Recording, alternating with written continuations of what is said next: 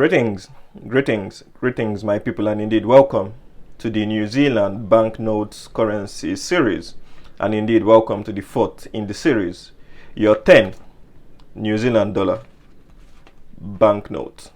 And with that, let us all dive on in, and when we come back, we will be analyzing the details on the note of this 10 New Zealand dollar banknote, starting from the security feature and also looking at the artistic illustrations as well as the person depicted in this face of the 10 New Zealand dollar banknote series.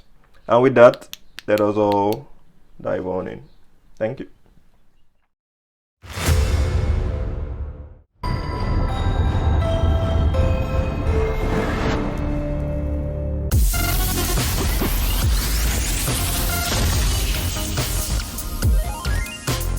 Alright, welcome back. The security features of the New Zealand banknotes do follow your feel, your look, and your tilt process, and we will be running you guys through the processes one by one, starting from the look tilt process. Alright, I want you guys to have a look at this particular bird here. So it is a color changing bird, and it is also a fern at the other side, New Zealand fern as well. So when we look at the Shohito design of this bird here, and we hold the note up to the light, you will see that the fern window from the back of the note shining through. I hope that you guys can see that.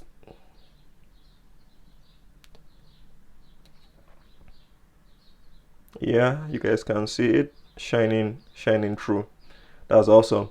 So as you move the note, you can see the color inside the bird does change, and you guys can actually see a bar rolling diagonally across the shape of the bird. Yeah, that's an interesting security feature.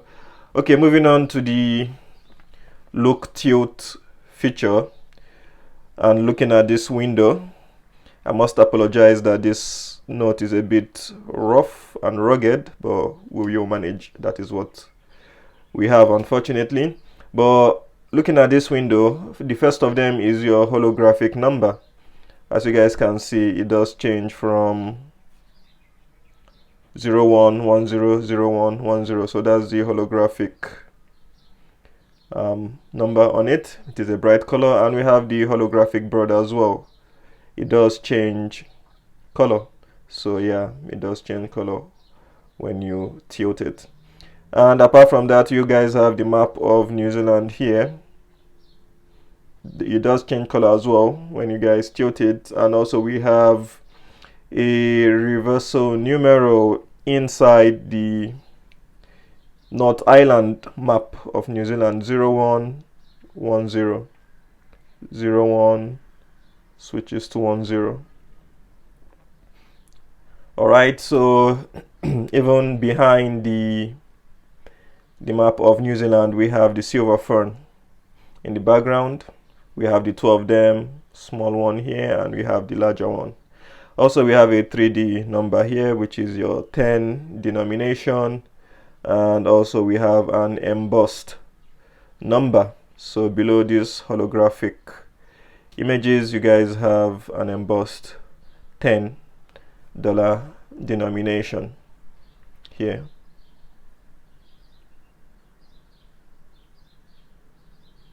I hope you guys can see that somewhere around here. So that is the security feature associated with the 10 New Zealand dollar note. Alright, moving on to the feel look effect. So always we have been advised to feel, look, and tilt our banknotes to check that it is genuine. So that is one of the checks that you guys can do. And the feeling of the banknote, when we feel the banknotes, as they are actually distinct polymer feel, so the notes are smooth and made of one piece of plastic, and they shouldn't really tear easily. As you can see, this one has been used quite a bit, so it's not a fresh new one. So we're actually using the one that has actually been handled quite a lot.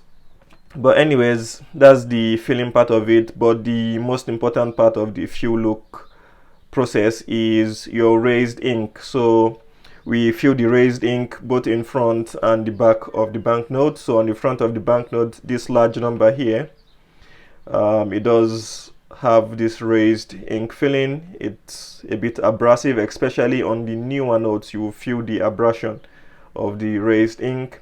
And even the portrait of Kate Sheppard here also feels raised, as well as the Reserve Bank writing here of New Zealand, which is Tepu Tea Matua, also raised.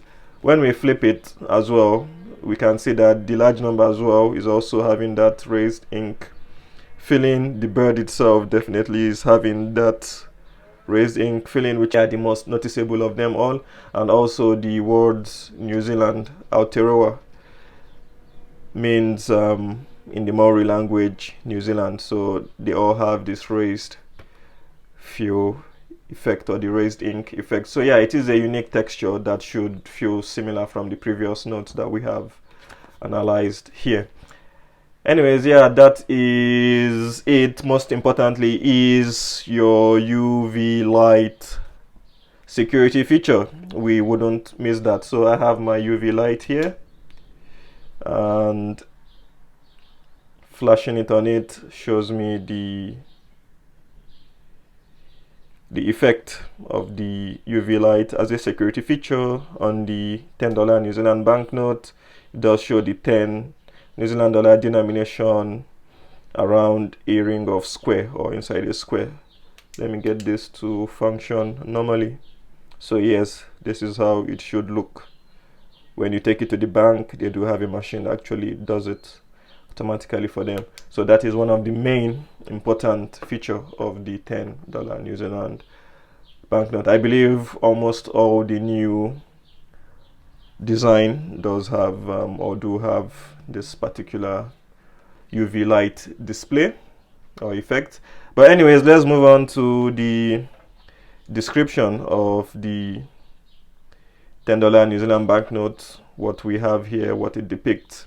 So we have here Kate Sheppard.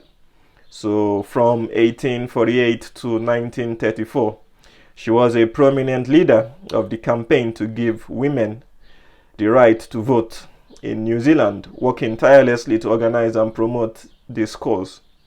A long campaign culminated in 1893, when New Zealand became the first country in the world where all adults could vote in general elections. So this was the lady who pioneered that movement. All right, we have this white camellia here. So I believe it's a form of a rose, and the name, or the binomial nomenclature naming of this rose, is Camellia japonica alba plena. So in 1893, white camellia was given to members of parliament who had supported the bill to give New Zealand universal suffrage. The flower has become a symbol of the fight for the vote by New Zealand women. The flower on this 10 New Zealand dollar note is none other than Camellia japonica alba plena. That is the binomial nomenclature naming system. All right, we have a pattern here. This is the usual pattern that we are accustomed to here in New Zealand. It is a traditional one. The name of it is called Tuku Tuku Pura Pura Fetu. So this pattern is Mangoroa, or the Milky Way star constellation, also known as Pura Pura Fetu. So that's the Maori name for it. It is taken from the Te Hau Ki Turanga meeting house in the Museum of New Zealand, Te Papa Tongarewa, Wellington. Wellington is our capital here. So it represents the stars. In one tradition, these are the stars used to navigate to Aotearoa. Aotearoa means New Zealand, that's the Maori name, and symbolize the finding of a new direction. In another tradition, the multitude of stars in the heavens reflect the multitude of people in Aotearoa. Maori and Pakeha. Pakeha means, white people, or let me say European.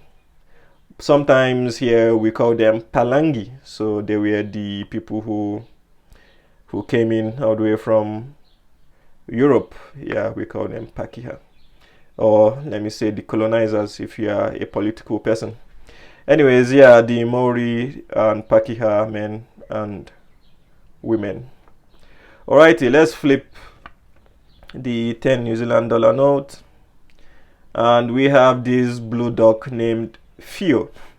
And I think the binomial nomenclature naming is Hymenolaimus malacorhynchos. That is a strong one. The blue duck, or Fio, is an endangered species found mainly in mountainous areas of New Zealand. It is almost always seen in pairs or family groups which tend to live on the same river for most of their lives. In 1903, it became the first New Zealand bird species to be fully protected. Habitat loss and introduced predators, for example stoats, are seen as the main threats to the Fio's survival. Oh, good. All right. Where do I start from? This guy here is called, it's called Kio. So the binomial nomenclature name is Blechnum novaezelandia. So it is a very common fern throughout New Zealand and is found in various places including riverbanks and regularly lining roadside cuttings. Young fronds can be tinged red. Here it is shown as green. Anyways, moving on to this particular one here, this is the fern, the native fern. And moving on to here is a pineapple shrub. The binomial nomenclature naming system is Dracophyllum menziesi. So yeah, it is a shrub in the heath family whose leaves resemble those of pineapple. It is found in the southwestern South Island and Stewart Island of New Zealand. The scientific name honors Archibald Menzies, who collected plants from Fiordland in 1791. Alright, my people, I want to say a very big thank you to each and every one of you for watching this particular series, the fourth in the series of the New Zealand banknote currency series. And I hope you guys have enjoyed. If you've enjoyed, hit that like button for me. It is food for the YouTube algorithm. It does help to boost the channel and yeah, help us to support the channel. And that's all, and I hope you've enjoyed the presentation, and definitely I will see you guys in the next one. Thank you very much.